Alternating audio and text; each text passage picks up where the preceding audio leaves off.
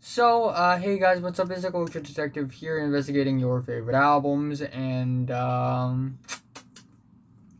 earlier today I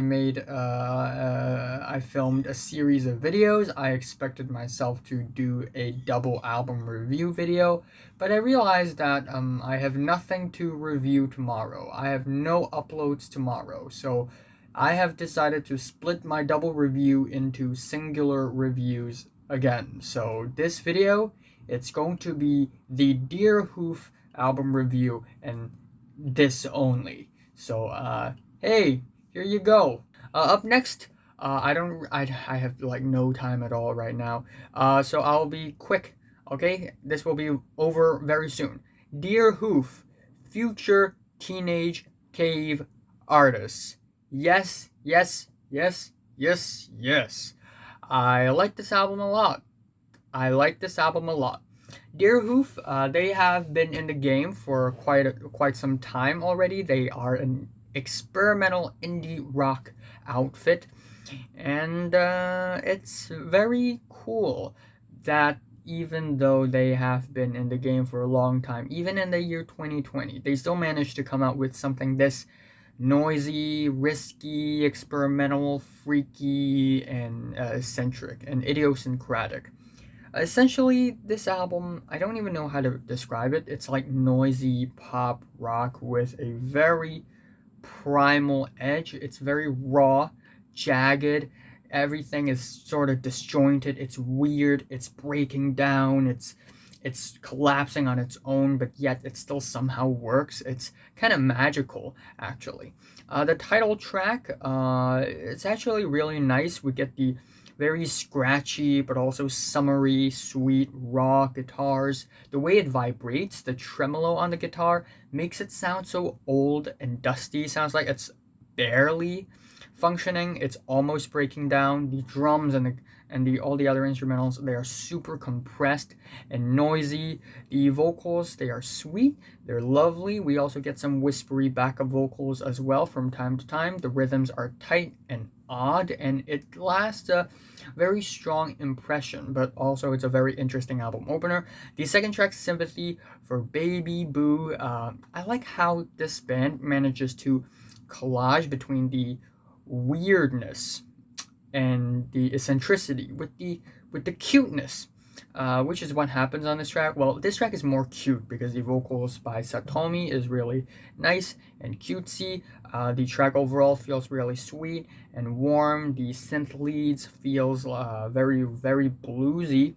And we also have a very nice classic nostalgic indie rock vibe to the track, while I wish that this track is a little more outstanding, but it's still okay.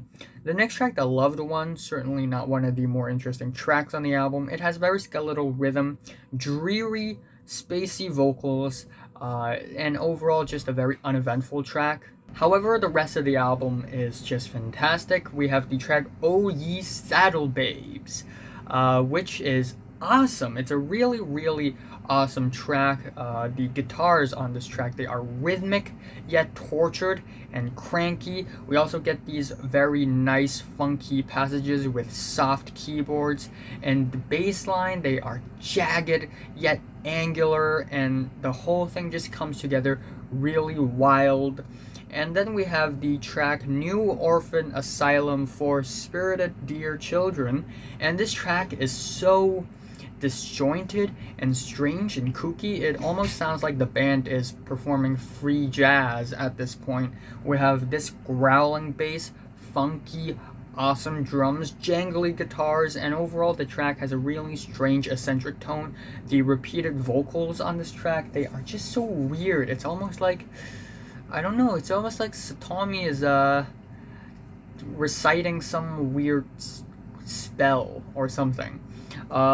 The middle of the track feature this really strange David Lynchian 70s vibes passages, and the track ends off very dreary with its nearly ambient sounds, but only nearly because it still sounds really noisy and grainy.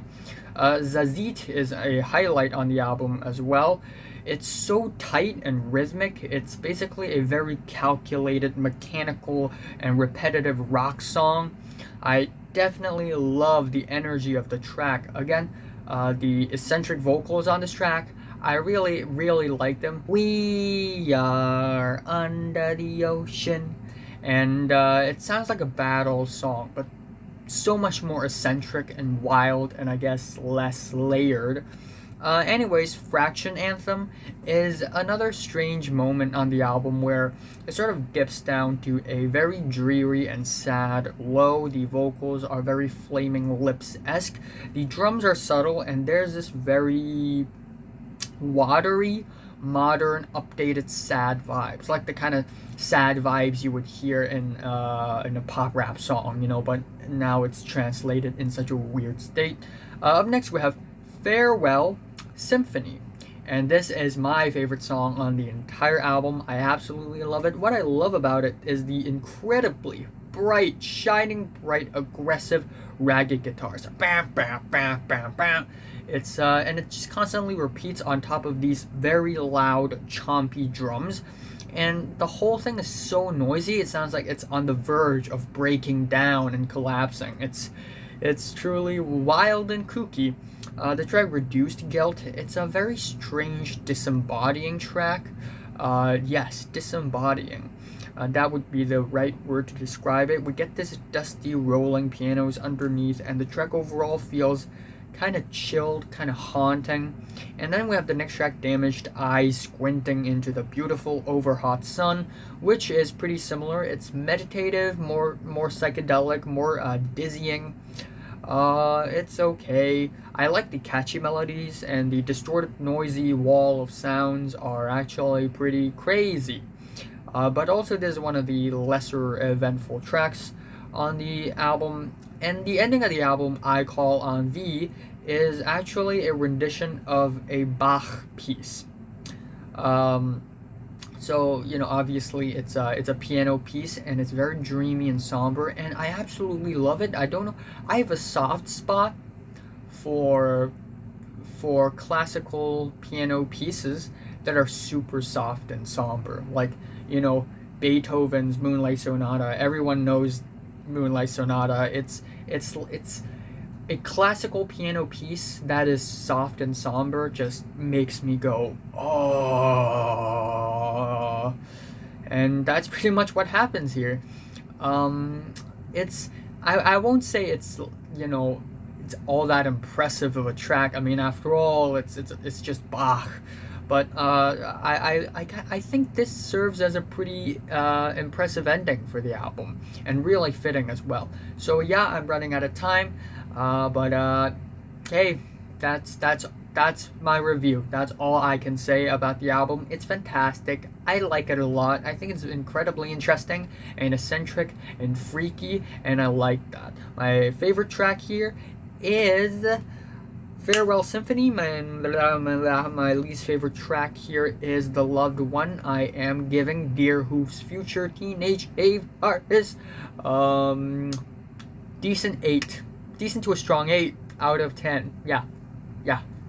So, have you listened to these two albums, Backwash and Deerhoof, from 1 to 10 how much you rated? Like if you like them, hate if you hate them, subscribe if you want more, and thanks for watching. I gotta go. Bye!